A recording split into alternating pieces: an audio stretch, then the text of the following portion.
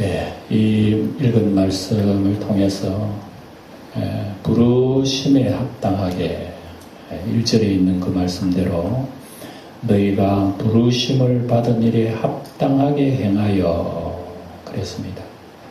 그래서 이 4장 내용 속에는 지금까지 우리가 1장에서부터 3장까지 모든 그 정말 표현하기 쉽지 않은 하나님의 풍성하신 은혜를 우리가 읽고 들었지요.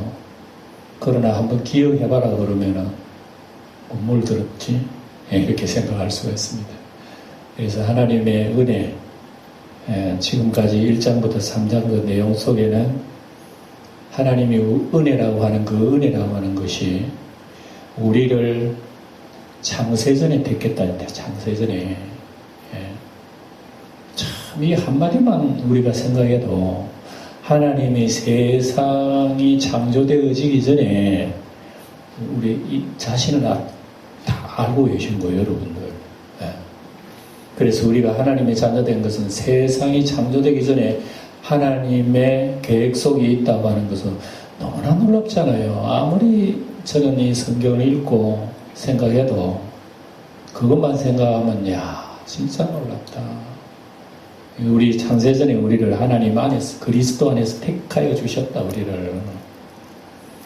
그리고 그리스도 안에서 말할 수 없는 눈에는 안 보이지만 하나님의 자녀됨의 은혜, 제삼, 신령한 복, 천국의 아름다움, 영생 말로 다 할 수 없어요. 이런 은혜를 받은 우리들을 오늘 읽은 말씀 속에는 너희들을 부르심을 입은 그 부름에 합당하게 행하라. 그렇게 오늘 얘기하는 거예요. 그 이 말씀을 다시 말하면 우리가 누구한테 은혜를 받았잖아요. 은혜를 받았으면 은혜 받은 사람답게 행하라 그 얘기입니다. 자식이 부모의 은혜를 받았으면 그 은혜 받은 부모에 대한 그 경외심, 그걸 그대로 나타내라는 얘기죠. 하나님 앞에 말할 수 없는 은혜를 받았으면은 그 은혜 받은 사람으로서의 모습을 나타내봐라. 그 얘기예요. 그러니까 우리가 예수를 믿는다, 하나님 은혜를 받았다 그러지만 모습 속에는 그게 없다면 어떻게 되겠어요? 은혜 받은 사람 맞아요? 우리가 하나님 앞에 하나님의 자녀가 맞나요? 죄 사함 받았어요? 진짜로? 아니 천국을 선물로 받은 거 사실이나요? 우리 행동 속에는 그게 전혀 안 보이는 거예요. 마치 소망 없는 사람처럼 세상이 전부인 것처럼 막 세상만 빠져 살지 우리 하나님을 바라보지 않는단 말이에요. 그렇다면은 그 합당하지 않다는 거 얘기죠. 그러니까 우리가 예수를 믿더라도 하나님의 은혜를 받았으면 그 받은 사람으로서의 합당하게 나타내도록 해라. 합당하게 그 행하라. 얘기했잖아요. 우리가 하나님 앞에 은혜를 받았으면 은혜 받은 대로, 죄사함 받았으면 또 남을 사랑해야 되는 거예요. 사랑 받았으면 그 사랑을 또 전해줘야 되는 거 아니에요? 그게 하나님으로부터 쉽게 말하면 뭐 명절 떡을 받은 거야. 명절 떡을 너무나 크게 받은 거예요. 명절 떡을 크게 받으면 자기가 혼자 다 먹을 수가 없잖아요. 그거 많은 거. 그럼 조금씩 떼다가 이웃에게 나눠주는 거예요. 이게 하나님으로부터 받은 은혜가 그런 식으로 생활하라 그 얘기입니다. 우리는 하나님으로부터 하늘의 떡을 많이 받은 거예요. 떡을 많이 받았으면 내 혼자 다 먹으면 그 은혜 받은 거 아니에요. 그 하나님으로부터 받은 것을 내 옆에 있는 사람, 이웃에게 또 살아가는 가까운 사람들에게 나타내면 당신 이 떡이 어디 났어? 야, 당신 하나님 대단하네. 뭐 이런 걸 느낄 수가 있잖아요. 바로 그런 얘기예요. 근데 우리가 만약에 그 떡을 나누지 않는다면 받았는지 안 받았는지 모르잖아요. 바로 이 얘기를 오늘 하고 있습니다. 성경에 보면은 주님께서도 그런 얘기 하셨어요. 우리 제자들에게 너희들이 제자들은 주님 앞에 물어봅니다. 주님, 죄 사함을 받았는데 우리는 몇 번 용서해야 됩니까? 물어보죠. 주님으로부터 우리가 죄 사함을 받았으면 나한테 죄 지은 사람한테 우리가 몇 번 용서해 줘야 됩니까? 3번요? 7번? 그러면 우리도 주님 앞에 3번에 7번 받으면 용서 못 받아. 그 다음에 다 우리는 죄를 우리가 받아야 되는 거예요. 그러니까 제자들이 그렇게 물어봅니다. 3번까지요? 물어보죠. 아니 7번 정도는 주님이 얘기하실 거라고. 7번요? 물으니까 주님 뭐라 그랬어요? 70번씩 7번이라고 해라는 겁니다. 뭐 그렇다고 해서 꼭 490번 해라는 거 얘기 아니에요. 얼마든지 상대편에서 자신의 허물과 실수를 깨달으면 우리는 포용을 해라는 얘기예요. 그러면서 주님께서 무슨 얘기를 하셨냐면은 어떤 빚진 1만 달란트 빚진 얘기를 했어요. 1만 달란트 어떤 사람이 임금에게 1만 달란트를 빚졌어요. 1만 달란트라면요, 제가 한번 말씀 적이 있는데 돈으로 환산할 수 없을 정도로 어마어마한 액수입니다. 1만 달란트. 예를 들어서 한 달란트가 금 30kg예요. 한 달란트가 금 30kg. 1만 달란트면 금 몇 킬로겠어요. 그걸 빚졌다 이게요. 어떤 사람이 임금한테. 그러니까 평생 먹고 살고 애쓰고 해도 뭐 다 갚기는커녕 뭐 빚을 가지고 이 세상 떠나야 되는 거라. 그러니까 임금한테 가서 임금님, 내가 일평생 노력해가지고 애써서 그 빚을 다 갚겠습니다. 그래요. 그러니까 임금이 보고 불쌍해요. 야, 참, 네 일평생 다 노력해도 그 1만 달란트 갚지 못해. 그러니까 막 울고, 그래도 임금님에게 내가 갚아드리겠습니다. 그러니까 임금님이 긍휼히 여겼어요. 일어나거라. 내가 다 탕감을 해줄게. 내가 다 이미 받은 걸로 할 테니까 그렇게 해라. 그러니까 아유, 이 종이 얼마나 말 다 못해야죠. 뭐 1만 달란트의 돌 그 바위가 내 인생을 꽉 짓누르고 있는데 그 빚을 가지고 있는 임금이 다 치워져 버리면 어떻게 되겠어? 날래기도 날라가는 거야. 그런데 1만 달란트의 탕감을 받은 이 종이 날아가다가 누구를 만났냐면 자기한테 빚진 사람 100데나리온 빚진 사람을 잡은 거예요. 딱 갚아 빨리. 내한테 언제 100데나리온을 왜 안 갚느냐고 막 흔들어 버리고. 100데나리온은 얼마냐 하면은 한 데나리온이 하루의 품삯이에요. 그럼 100데나리온 그러면 석 달만 고생하면 돼. 석 달만 고생하면 100데나리온 갚을 수가 있어요. 근데 그걸 이제 빚져가지고 왜 안 갚니? 그러면서 이게 몇 달이 지나갔어. 아이고 좀 봐주세요. 내가 꼭 이래서 갚을게. 안 돼 하고 잡아다가 자기 옥에다 가다 놔버린 거예요. 이걸 임금이 들었단 말이에요. 임금이 들어서 화가 나요. 이 사람 봐라. 자기 주제는 모르니. 나는 1만 달란트를 탕감해 줬는데 고작 자기한테 그래 100데나리온 그 빚진 사람을 그래 가면 가다 넣어 불러오너라. 그래서 종들이 가가지고 그 사람 다시 불러왔습니다. 야단쳐버립니다. 그래 나는 1만 달란트를 너희 탕감해 줬는데 그래 고작 100데나리온 그래 잡아다가 감옥에 넣는단 말이야. 너도 갚을 때까지 있으라 하고 감옥 가다 놔버리고 그 얘기를 주님이 하셨잖아요. 이게 무슨 얘기인가 하면은 우리가 하나님으로부터 받은 은혜가 은혜라고 하는 사실을 나타내야 된다는 그게 은혜 받은 거예요. 나는 하나님 앞에 사랑을 많이 받고 나는 하나님 앞에 용서를 많이 받았는데 나는 형제에 대해서 맨날 잘못만 지적하고 형제 용서도 안 하고 사랑도 안 하고 내 것만 내 챙기려고 그러고 이러면 내가 하나님 앞에 은혜 받은 사람인지 용서 받은 사람인지 죄사함 받은 사람이 하나님이 자는지 사랑받은 사람인지 뭐가 알 수가 없잖아요.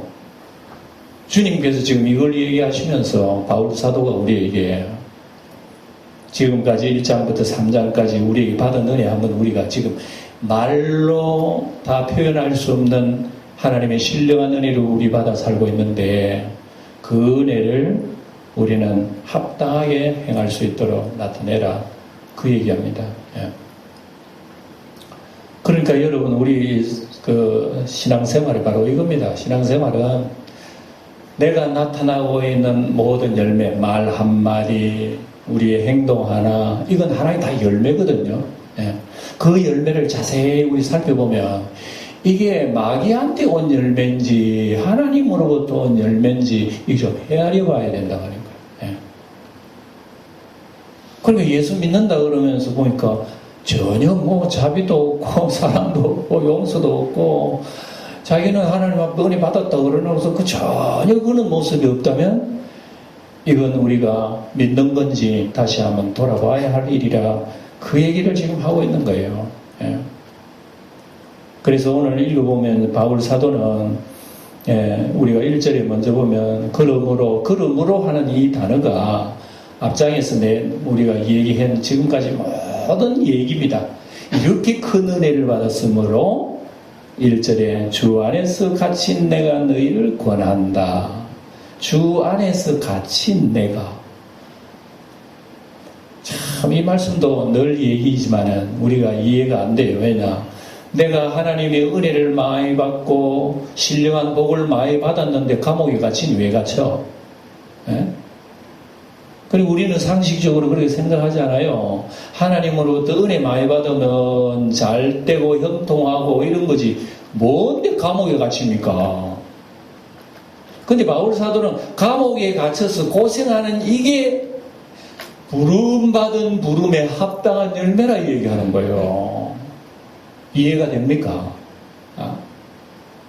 여러분들이 예수 믿는다고 우리 나라가 만약에 공산주의가 돼가지고 여러분들이 예수 믿는 잡혀가서 매 맞고 감옥 가고 잘못하면 감옥에 죽고 해보면 여러분 뭐라 그랬어? 아이고 하나님이요, 내 예수 잘 믿는데 왜 나를 이리 잡아가 감옥에 가두게 합니까? 왜 저 악한 사람 나를 이렇게 괴롭게 놔둡니까? 우리는 그런 얘기 할 수밖에 없지.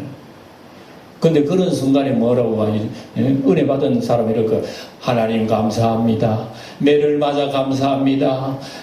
정말 이렇게 어려움 겪어 감사합니다. 하나님 내 이 시간 죽게 됨을 감사합니다. 누가 그런 소리 하겠어요? 그러니까 우리가 예수 믿어 생각하는 거하고 하나님 아버지께서 생각하는 거하고는 얼마나 많이 차이가 납니까? 그래서 바울 사도는 이걸 얘기한단 말입니다. 우리가 하나님으로부터 은혜 받고 사랑받고 모든 그걸 받으면 그게 합당하게 행하라고 하는 그 합당이라는 그 말 속에 뭐가 있나? 우리의 상상하고 다르다 이거죠. 감옥에 가서 매 맞아도 그게 합당한 거야. 그게. 하나님의 은혜가 아니면 감옥도 못 가요. 이해가 됩니까 여러분? 하나님의 은혜가 아니면 감옥도 못 간다니까. 매 맞고 두드러 맞는 거 그거 큰 은혜로 생각했다는 그 자체가 얼마나 생각이 다르나 우리하고. 여러분 이 바울 사도는 여기뿐만 아니에요. 고린도 후서에 보면 제가 한번 읽어드릴게요. 고린도 후서에 보면 바울 사도가 이런 고백을 합니다. 자기는 유대인에게 40에 하나 감한매를 5번 맞았다. 200대 넘게 맞아도 200대 넘게 40대 하나 감한매고 뭐 200대 좀 못 미치도록 맞았지만 유대인들이 그렇게 매를 맞았다고 해요. 한 번은 회장으로 맞고 한 번은 돌로 맞고 3번은 파선하는데 배에 들어가가지고 일주일 동안 고생했고 강의 위험, 길 가면 강도들이 날 잡아 죽이려고 그러지, 날씨 추우면 추워 죽겠지, 못 먹고 못 마르고 헐벗었지. 이런 얘기를 여러분 쭉 기록을 해요. 하나님 믿고 복음을 전하는 사람이라면 뭐 잘 때도 잘 때야 되는데 이런 어려움이 닥치니까 여러분 어떻게 이게 하나님의 은혜를 받은 사람이라고 우리가 인정을 할 수 있겠어요? 그러니 우리가 예수를 믿되 이런 것을 잘 헤아릴 수 있어야 돼요. 예수 믿는다고 무조건 뭐 육신적으로 잘 풀리고 돈 잘 벌고 그런 것만 아니라니까요. 예? 물론 뭐 돈 잘 벌 수도 있고 건강하고 예수님 믿고 형편도 불릴 수 있는 거는 그거는 우리가 어쩔 수 없어 그럴 수도 있는 거예요. 그런데 예수를 이렇게 잘 믿고 헌신하고 봉사하는데 왜 남보다 더 못 사나 말이에요. 더 어렵노 이거죠. 그러면 여러분 이해가 안 되는 부분이 있는 거예요. 우리가 하나님 잘못 믿어 그런 거구나 이렇게 생각한단 말입니다. 근데 바울은 그렇지 않아요. 자기는 하나님의 무지무지한 은혜를 받아놓고 한다는 소리가 맨날 두드러 맞고 얻어맞고 뭐 3번 태장을 먹고 돌을 맞고 뭐 배고프고 춥고 헐벗고 괴롭고 고통당하고 감옥 가고 도대체 그게 하나님의 은혜 받았는데 합당한 거예요 그게? 그러니 우리가 여러분 이것을 돕고 기도를 해야지. 잘못하면 예수를 믿어도 우리가 헷갈릴 수가 있어요. 그래서 바울이 이 감옥에서 편지를 쓰고 있단 말이에요. 감옥에서. 그리고 바울 사도는 이것이 자기에게 당한 고난이 이게 하나님 앞에 합당하다는 겁니다. 다시 말해서 하나님 아버지 영광된다 얘기입니다. 매 맞고 두드러 맞고 고통당하고 뭐 춥고 헐벗고 배고프고 이거 하나님께 영광이 된다 그래요. 그런다고 해서 여러분 일부러 뭐 이거 찾아가면서 뭐 어려움 나오고 그런 것이 아니에요. 자연적으로 찾아오는 이 일은 사람이 어찌할 수 없는 거 손을 못 대는데 뭐. 근데 이것을 사도 바울은 하나님 아버지 부르심을 받은 부름에 합당한 일이었다고 얘기하는 거 보면 우리의 신앙의 자세는 어떤 방향이어야 하는가를 우리가 알게 돼요. 예. 그래서 이것은 부르심을 입은 사람에게 할 수 있는 거예요. 예. 여러분 기억하세요. 신앙생활하고 하나님 믿고 예수 믿고 은혜 받는 것은요. 하나님이 부르시지 않으면 절대로 예수를 못 믿어요. 그래서 성경에는 부르심이라는 말이 많이 나옵니다. 우리가 예수를 믿고 주님을 따르는 그 길은요. 부르심을 받지 않으면 이거 안 돼요. 안 돼. 이해도 안 되고 따라갈 수도 없고 뭐 이런 열매 맺을 수도 없고 에? 나는 하나님으로부터 1만 달란트 받았지만 내 형제 1박 데나리온 너가 안 갚은 나는 꼭 죽여버려야겠어. 이런 마음이 가지고 있는 것이 우리의 심령이란 말이에요. 이게 에? 그러니까 하나님으로부터 내가 부름받지 못하면 눈을 뜰 수도 없고 알 수도 없고 이해할 수도 깨달을 수가 없는 거예요. 근데 하나님 부름 받으면 그게 눈이 떠지게 되는 거예요. 이제는 귀가 열리게 되고 그 이해가 되고 오히려 그게 감사가 되고 그게 오히려 더 기쁨이 된다. 어떤 사람이? 하나님 부름 받은 사람이. 부름 받지 못하면 첫날 있어도 그걸 알 수가 없어요. 그러니까 바리새인들이라든지 유대나라 종교 지도자들이라든지 이런 사람들은 자기 만족에 사는 사람들 아니요.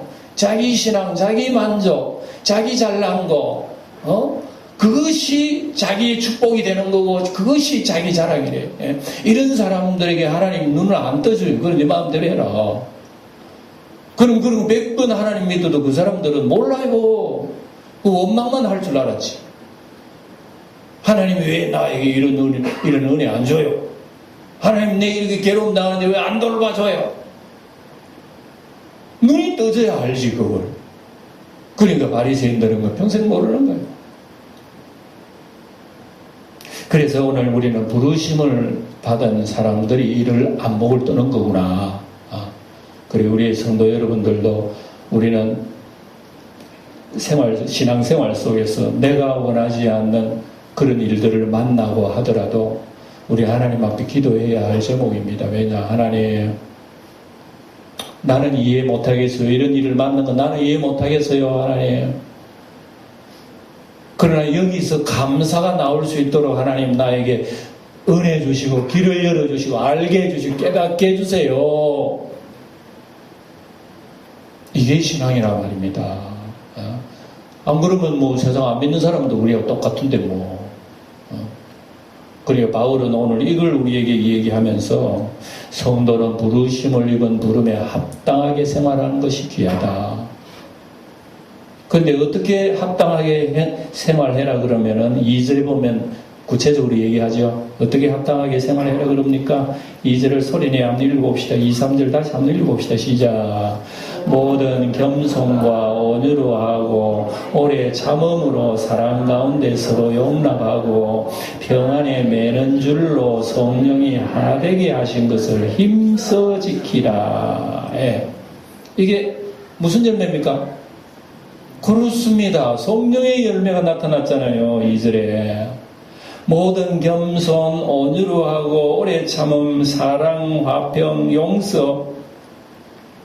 이것은 하나님의 은혜 받은 사람들이 저절로 맺는 하나의 성령의 열매예요. 사람이 노력해서 맺는 게 아니라니까요, 이게. 예? 성령의 열매예요. 사람은 흉내 낼 수는 있어. 이런 거 어느 정도 흉내 낼 수 있지만 심령에서 우러나진 않아요. 예. 우리가 아침마다 다윗을 공부합니다만 다윗이 참 희한한 인물이에요. 다윗 왕이요. 다윗 왕은 참 시골의 천사라면 천사람. 예. 하나님께서 다윗을 들어서 어떻게 높은 권자에 앉혔습니다. 기름 부어서 다윗이 너그러우신 마음, 용서하는 마음, 겸손한 마음, 그 사울 왕한테 하는 거 보세요. 얼마든지 원수 사울을 자기가 죽일 수도 있지만 죽이지 않습니다. 하나님 기름 부은 자는 우리가 손대서는 안 돼요. 우리가 하나님이 알아서 하시겠지. 겸손하게 사울에게 얘기합니다. 왕이요, 어찌하여 죽은 개 같은 나를 자꾸 잡으려고 그럽니까? 내 잡아봐야 소용이 없어요. 쓸데없는 인간입니다. 이런 얘기 하잖아요. 그런 말을 할 수 있는 것은 여러분, 다윗의 마음속에 하나님의 은혜가 많이 부어졌다는 얘기예요. 여러분, 내 마음속에 하나님의 은혜가 있으면 말이 달라집니다. 사람이 겸손해. 겸손하고 자기를 아주 낮추면 상대방을 높이죠. 사람 참 좋네. 다윗은 원래 이런 은혜를 받으니까 이런 모습이 나타난 사람이에요. 그런데 어느 날 다윗의 마음속에 은혜가 떨어지자 어떻게 됐어요? 엄탕한 마음을 가지게 되고, 남의 부인을 빼앗고 그 남편을 죽이고 죄를 숨기려고 했더니 이게 어마어마한 무슨 흉악한 죄를 누가 지었노 이게? 다윗이죠. 다윗이 말입니다. 어떻게 해서 하나님의 은혜를 그렇게 받은 사람이 그런 악한 짓을 할 수 있을꼬? 요게 사람이란 말이야, 사람. 그러니까 하나님의 은혜를 받았을 때는 정말 나도 모르고 내 마음속에 저절로 나와. 사랑도 우러나오고 용서도 우러나오고 덮어주려고 그러고 좋은 말을 하려고 그래요. 근데 은혜가 쫙 떨어져. 하나님께서 다윗을 한번 시험해 보신 것 같아. 하나님의 손길이 함께 할 때는 사랑의 열매가 주렁주렁, 사랑, 희락, 화평, 인내와 자비와 양성이 주렁주렁 맺어지는데 하나님의 손길을 싹 거두니까 딱 쪼그러드는 쪼그러들어버렸어. 쪼그러드는 그 가슴 속에 뭐가 나오노? 음흉한 마음, 음탕한 마음, 거짓말, 사기치는 거, 분노, 숨기려 하는 거, 얼마나 흉악한 이런 마음들이 가슴 속에 나오는지 말로 다 못해. 이게 여러분 사람이란 말입니다. 이런 우리가 어떻게 우리가 예수 믿는다고 합당하게 할 수 있나? 우리가 어떻게 보면은 부르심을 받은 일에 합당하게 행하라. 또 여기 보는 하나 되게 하신 것을 힘써 지키라. 이런 말씀 나옵니다. 우리가 예수 믿고 선하게 살아간다고 내가 힘써 한다고 됩니까? 그게? 내가 이제 예수 믿으니까 나 이제 선하게 살아야지. 힘써 선하게 산다고 여러분 그 선이 됩니까? 그게? 안 되는 이유가 있는 거예요. 왜냐? 우리는 죄인이고 하나님이 우리를 붙들지 않는 이상은 하나님이 선이 나올 수가 없는 거예요. 우리에게. 그래서 아무리 우리가 힘쓰고 애쓰고 해도 우리는 스스로 하나님 기쁘시게 할 수가 없는 거예요. 우리는 할 수가 없어. 베드로가 예수님을 사랑치 못해서 다짐하고 결심을 못해서 그렇습니까? 베드로가 주위에 다른 사람 다 주님 버릴 자는 나는 죽을 때까지 주를 쫓겠다고 주님이 오게 가는데도 죽는데도 나도 따라가겠다 그래놓고 딱 몇 시간 지나고 나니까 대부분이 예수 모른다고 도망가 버리고 어떻게 그렇게 이율배반적인 그런 모습이 보이란 말이에요. 이게 우리의 본성이 그렇다고, 본성. 예? 그래서 우리는 하나님으로부터 성령과 말씀의 은혜를 풍성히 받으면은 우리는 그 받은 은혜를 가슴 속에 담고 하나님 앞에 기도하면서 하나님 이런 죄인이 이런 은혜를 주셨으니까 항상 이 은혜 속에서 거하게 하세요 하고 우리가 하나님을 바라봐야 되는데 바라보질 못하고 또 내가 또 내 마음대로 내 정욕대로 살다 보면은 우리의 가슴 속에는 이런 은혜는 온데간데 없고 우리의 정욕대로 나타나는 것이 우리의 모습이란 말입니다. 이걸 두고 하나님께 기도하라는 말씀이 오늘 주어진 말씀이에요. 그러니까 여러분 겸손하고 온유하고 오래 참음 이거 흉내 낼 수 있는 게 아니에요. 성령의 열매는 우리가 어느 정도는 겸손하는 체도 할 수가 있고 온유할 수도 있는 거 그거 몇 발짝 못 간다니까. 방금 보다시피 베드로가 몇 발짝 못 가고 넘어져 버린 거예요. 그러면 우리는 어떻게 하나님 은혜 받은 사람으로서 그런 삶을 살 수 있을까? 이건 주님 안에서만 가능한 거지 다른 데는 불가능한 거예요. 그래서 우리 주님께서 수고하고 무거운 짐 진 자들아 내게로 오라 내가 너희를 그렇게 하겠다고 얘기했잖아요. 주님이. 그러니까 우리가 예수를 아무리 잘 믿는다 해도 예수님을 습관적으로 안 보는 그런 게 있어요. 레위기 예레미야 보면은 하나님을 불순종하는 적이 너의 습관이라 그랬어요. 우리는 예수를 믿고 하나님 믿지만은 우리의 습관이 뭐가 있냐면은 항상 하나님 안 돌아보는 습관이 있어요. 믿어도 하나님 잘 안 들어요. 이런 습관이 있기 때문에 우리가 쉽게 죄에 빠지고 우리의 모순에 빠진 그런 모습들을 우리가 볼 수밖에 없다는 겁니다. 그래서 주님께서는 내 안에 거하라. 포도나무가 가지가 포도나무에 붙어 있어야 열매를 맺는다는 그 말씀 하셨잖아요. 그리고 우리 스스로는 이제 내 하나님 말씀대로 지켜야지, 이제 성령의 9가지 열매 나타내야지, 형제를 사랑해야지. 몇 발짝 못 간다는 얘기 바로 그 얘기입니다. 몇 발짝 못 가요. 그걸 흉내만 내야지 그래 할 수가 없는 거예요. 왜냐? 우리의 본성이 우리 속에 있는 본성은요 골리앗이라니까. 골리앗.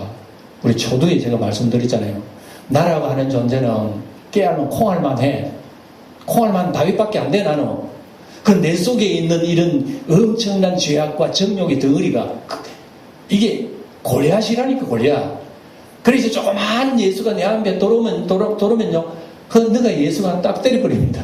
나라고 하는 이 악한 것이 내 속에 들어오는 은혜와 믿음을 한 방 때리고는 가버린 거예요. 그리고 우리는 예수를 오래 믿어도 이놈이 잘하지를 않아. 내 속에 예수가 잘하지를 않은 거예요. 그래서 우리 1장부터 3장까지 골리앗과 비교 안 되는 하나님의 엄청난 능력의 힘이 우리 속에 들어오면은 골리앗은 우리에게 나가 떨어진 존재가 된다. 그런 얘기입니다. 그러니까 이걸 놓고 기도한다는 그 얘기죠. 바울이 지금 그 에베소 교인들을 향해서 이렇게 기도하는 거예요. 그 기도의 여러분 우리가 질이 다르잖아요. 우리가. 그 우리 신앙이 여러분 여기 있습니다. 신앙의 승리의 비결이 여기 있다니까요. 우선은 우리가 내가 약함을 알아야 됩니다. 우리 사랑하는 성도 여러분, 여러분들 교회 생활 오래 했고 예수 믿는 생활 오래 했지만 미안한 얘기입니다만 여전히 내 속에는 콩알만밖에 안 돼요. 내 믿음은 조그만해요. 아주 연약합니다. 그것도 말랐어요. 먹을 것도 없어요. 우리 하나님이 먹을 것도 없는 거라니까. 그만큼 약함을 우선 알아야 우리 주님 앞에 두 손 벌릴 거 아니에요. 근데 이건 모르면 우린 두 손 벌린 생활 안 하는 거예요.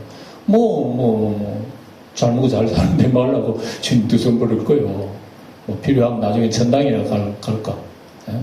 이런 생활을 해가지고 우리는 주님 앞에 합당한 생활을 할 수가 없다는 우리 자신의 모습을 발견하는 거란 말입니다.